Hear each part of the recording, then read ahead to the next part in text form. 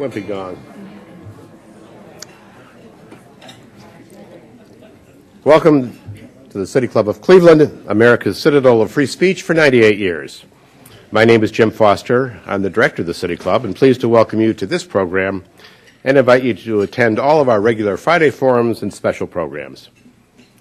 The City Club reflects what is happening in the wider community, and certainly county government reform has been the main focus of our attention over the past several months.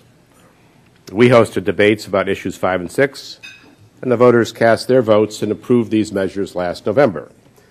So now we are engaged in the process of implementing what the voters have approved, a complete overhaul in the way we in Cuyahoga County will govern ourselves. It's a daunting task. There are 8,000 county employees in various departments, and they provide vital public services to 38 cities, 19 villages, and 2 townships, and over 1.4 million people who make up Cuyahoga County. Commissioner Peter Lawson-Jones provided an update last week in his State of the County address, in which he assured us that the county is still functioning and healthy. But the big issue before us is how we will successfully implement these upcoming changes.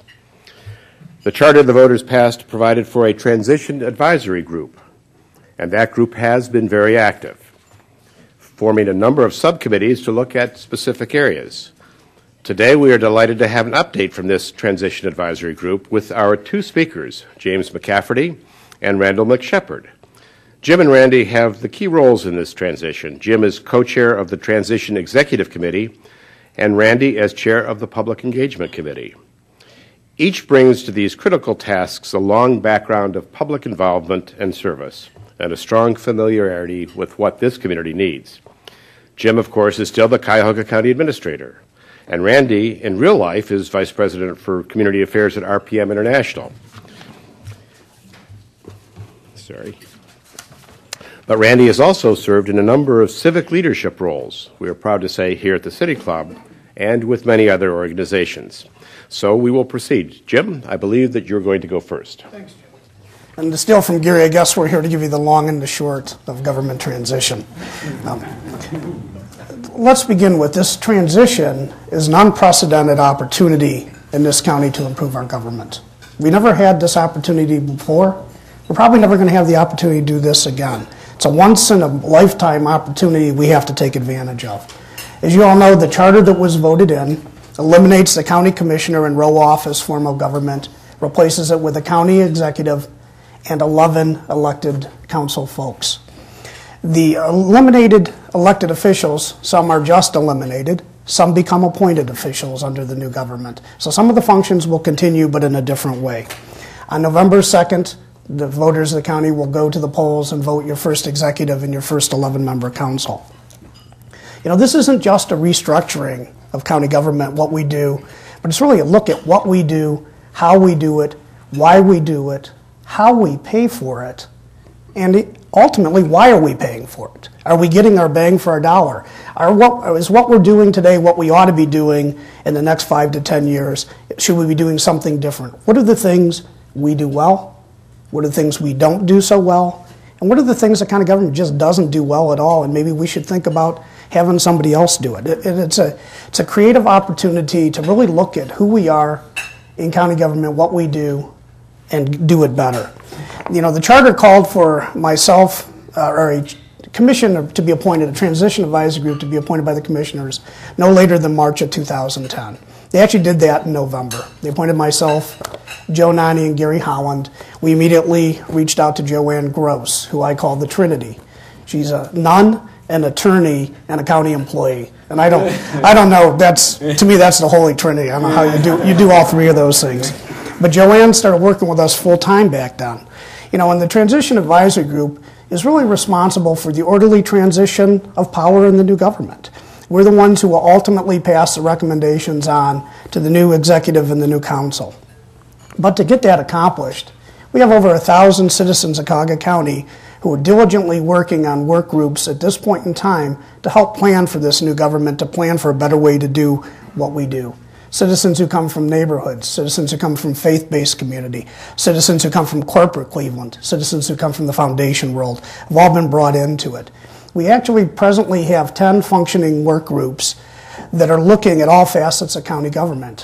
One of the things we wanted to do was to look at the breadth of what we do, whether it would be under the Board of County Commissioners, whether it is under the other elected officials, see what those duties are, those tasks are, and begin to lay those out for review by the different work groups as we move on.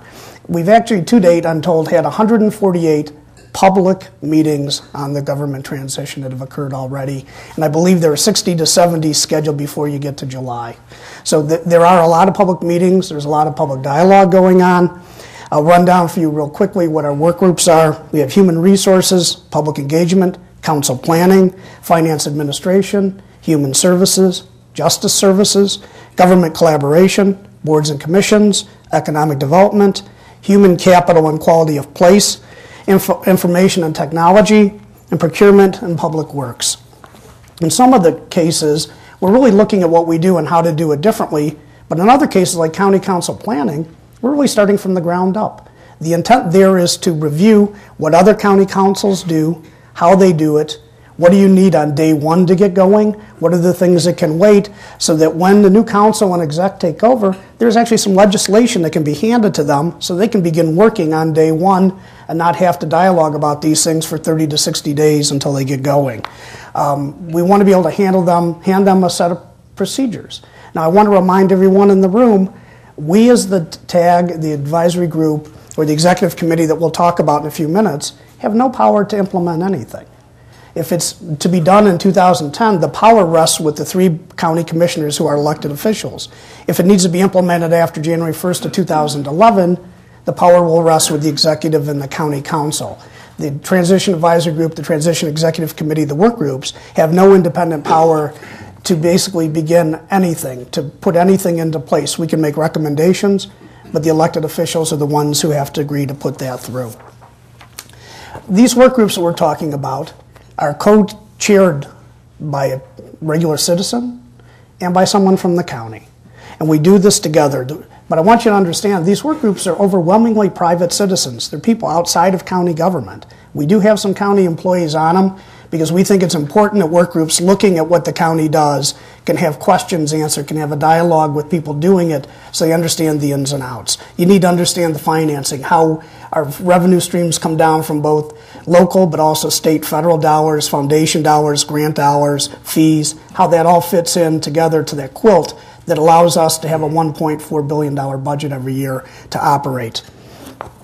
The second is the executive committee that we've created. And overwhelmingly, the executive committee is also private citizens. There are some public officials on it, none from Cuyahoga County government, however. We have Mayor Frank Jackson is on that committee. We have Jerry Sue Thornton from Tri-C, and we have a number of individuals who are from the private sector along with myself. The executive committee oversees the work of the work groups. The executive committee will vet recommendations that come from the work groups, then pass those on to the transition advisory group as well as the public at large at the same time. So when the executive committee finishes its work, these recommendations will not come to the transition advisory group in secret to be handed to the new government. They will go to the public at the same time they come to us. And then the transition advisory group will continue to further vet those recommendations, make sure they fit in with our mandates, with the law of the land, if you will, with what's going on. We will then package those together and hand them to the new government in November of 2010 so they begin to look at them, and we will work with them before they come into office on January 1st so they have the best chance possible to hit the ground running. A little bit about some of the different groups. The finance administration groups and justice services are looking at the organization of those areas.